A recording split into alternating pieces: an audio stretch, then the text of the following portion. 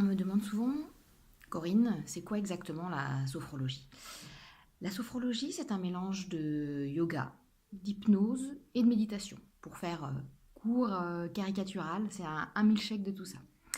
Plus précisément, c'est exactement une technique psychocorporelle. Alors, psycho, la tête, le mental, et corporel, le corps, bien évidemment. Mais en fait, c'est plus compliqué.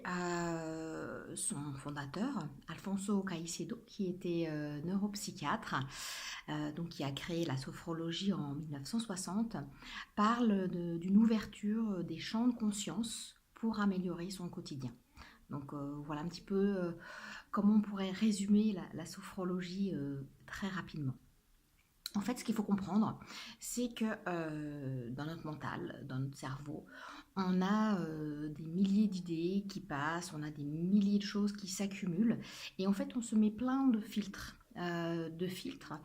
Et grâce à la sophrologie, on va être dans un état physiologique qui va faire qu'on va retirer ces filtres pour avoir accès direct à ce qu'on a à l'intérieur de nous. Donc on va avoir ce qu'on appelle des prises de conscience. Tout ça, ça passe par le corps, par tous les exercices qu'on peut faire en sophrologie. Et des prises de conscience, par exemple, une personne que j'accompagnais récemment a pris conscience, suite à une séance de sophrologie, que tous les soucis qu'elle pouvait rencontrer dans son quotidien, les crises d'angoisse, etc., étaient fondamentalement liées au fait qu'elle ne s'aimait pas, qu'elle ne s'acceptait pas. Donc en sophrologie, on va agir sur ces symptômes, on va lui donner des outils à cette personne pour qu'elle apprenne à s'aimer, à s'accepter. On va travailler sur la confiance en soi, sur l'estime de soi. En revanche, on ne va pas chercher pourquoi elle ne s'aimait pas. Si cette personne souhaite en savoir plus sur les pourquoi, à ce moment-là, elle ira faire une thérapie avec un psychologue ou un psychiatre pour connaître les causes de son mal-être. Mais en sophrologie, on ne va pas s'intéresser aux causes. On va vraiment agir sur les symptômes et donner des outils à la personne pour qu'elle se sente mieux. Alors les outils, c'est un joli mot, mais c'est quoi exactement en sophrologie?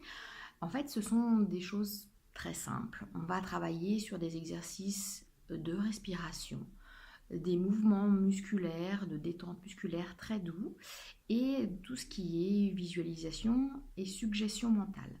Donc ce sont des choses très simples, très faciles, surtout à utiliser dans son quotidien. Le but, ce n'est pas d'aller voir un sophrologue pendant des années et des années. Suivi en sophrologie, en 8-10 séances, c'est largement suffisant pour une problématique simple. Donc voilà, le but c'est vraiment que la personne soit ensuite autonome, donc par tous ces exercices donc de respiration, de détente musculaire, de visualisation, de suggestion mentale. Mais le plus simple pour vraiment comprendre la sophrologie, c'est de venir venir faire une séance de découverte de la sophrologie.